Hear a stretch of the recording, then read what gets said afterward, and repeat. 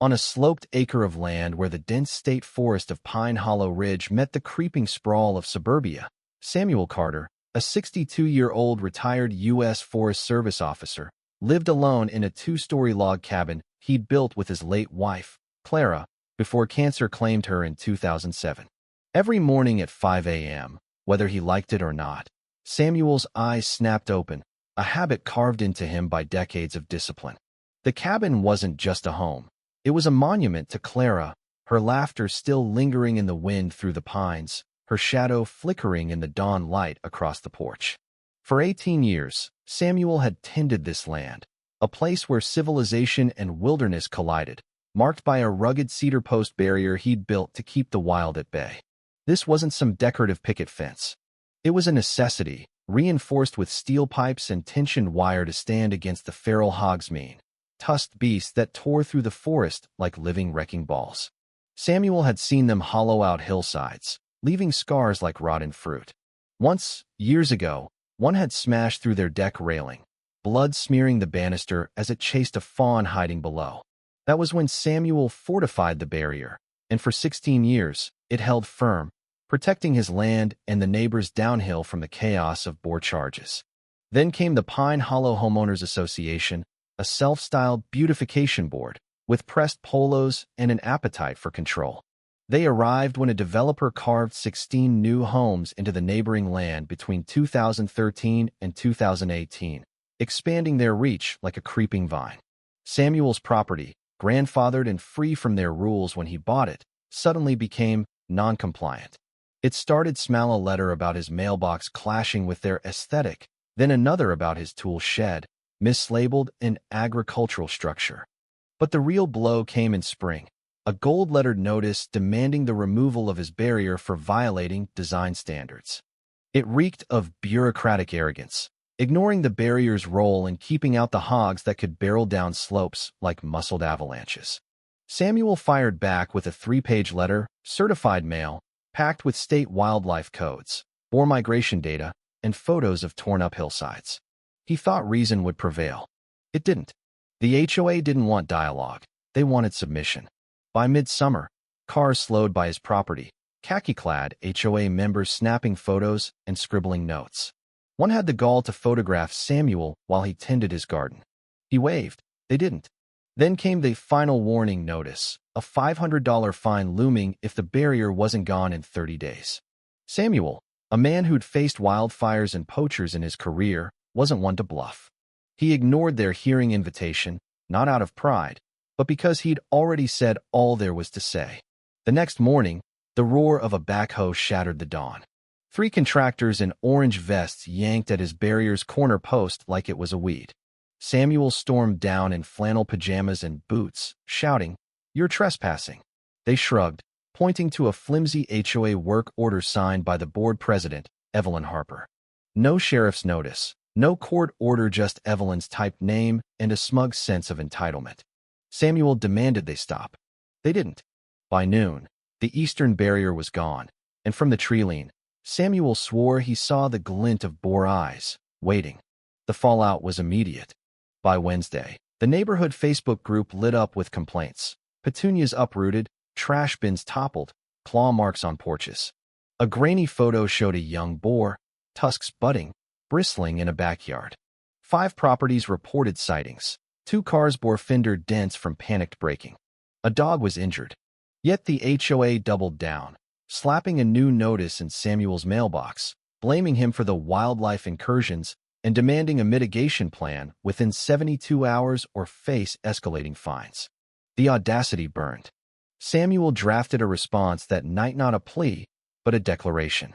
He attached security camera timestamps, photos of the demolished barrier, and a wildlife service report confirming the hog's threat.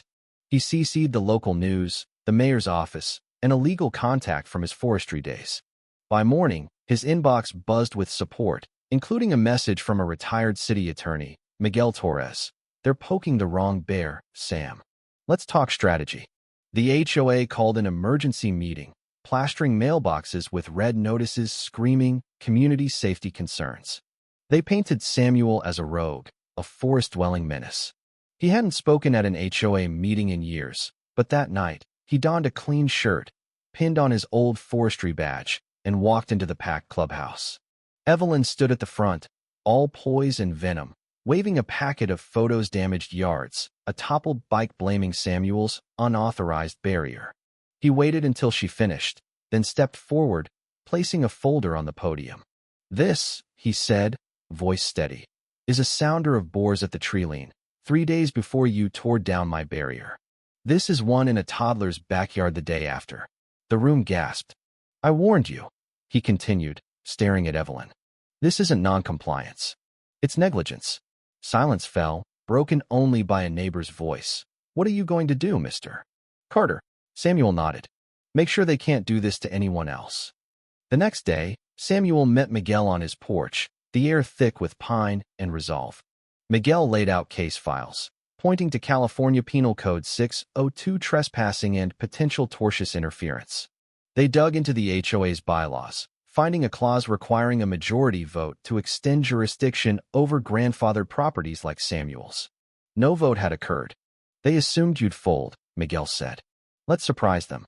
They filed a cease and desist letter and a civil suit for unlawful destruction, trespass, and endangerment.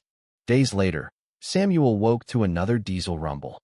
Evelyn, in a pristine tennis outfit, led a bulldozer crew claiming wildfire risk mitigation. Samuel recorded it all, pulling out the judge's injunction. Deputy Liam Hayes, a broad-shouldered man Samuel once helped free a mountain lion with, arrived just in time. "Leave now, Miss Harper," he said, "or I'll arrest you for contempt." Evelyn's face blotched red, but she retreated, her convoy slinking away. The video went viral in the neighborhood forum, igniting outrage. Residents rallied, led by Laura Bennett, an accountant and mother of 3. They organized a forum in the park, no HOA approval needed. Over 70 households showed up, sharing stories of petty fines and silenced voices. Samuel spoke from a picnic bench. "This isn't about offense. It's about dignity, about not being bullied by clipboards." Troy, a neighbor, raised the HOA bylaws, calling for a recall vote. With 94 signatures, they had more than enough to force it. The HOA struck back, accusing Samuel of stirring unrest, but an anonymous envelope arrived at his door. Screenshots of board emails revealing Evelyn's plan to control the east boundary for leverage. The fuse was lit. The recall vote was a revolution in a clubhouse. Volunteers verified voters, a retired judge oversaw the count, and Deputy Hayes stood guard. Evelyn arrived late, sunglasses hiding her fear. The tally, 37-31, a 60% majority to dissolve the board. The room erupted in cheers, neighbors embracing Samuel like family. Evelyn stood frozen, her power crumbling. That night, the cul-de-sac became a block party, coolers, music, and laughter under string lights. Samuel rebuilt the barrier with neighbors' help, teens and retirees digging post holes, planting rosemary to deter hogs. The clubhouse became a community resource center, offering safety classes and gardening tips. The mayor called, asking Samuel to chair a wildland boundary task force. He accepted, turning chaos into purpose. Weeks later, in a courtroom thick with tension, Samuel faced Evelyn. Miguel presented damning evidence: body cam footage, wildlife reports, and the HOA's overreach. Judge Peterson didn't mince words. "This wasn't ignorance, Miss Harper. It was arrogance." Samuel won full restitution, and the case was referred for criminal review: trespass, destruction, and fraud. The Pine County Register's headline screamed, "HOA ousted after wildlife disaster." Neighbors brought pies, offered handshakes, and rebuilt together. One morning, a boar sounder passed beyond the Treeline, not testing the new barrier, but moving on. A girl, Lily, waved from a chalk-covered path. "Mom says we're safe now." Samuel smiled. A note arrived, and signed, with a broken cedar post, "I was wrong. The barrier wasn't the problem, we were." Pine Hollow changed. Barbecues replaced silence. Neighbors became family.